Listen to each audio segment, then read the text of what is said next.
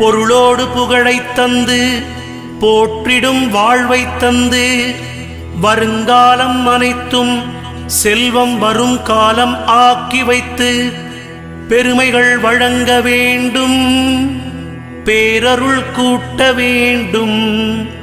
அருள்மிகு குருவே உன்னை அடிபணிந்து வணங்குகின்றேன்.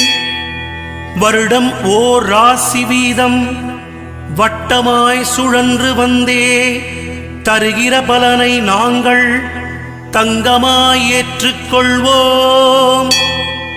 வருகிற நாட்களெல்லாம் வசந்தமாய் மாறுதற்கே அருள் தரும் உனது பார்வை அனுதினம் எமக்கு வேண்டும். குருவே நீ பார்த்தால் போதும் கோடியாய் நன்மை சேரும்.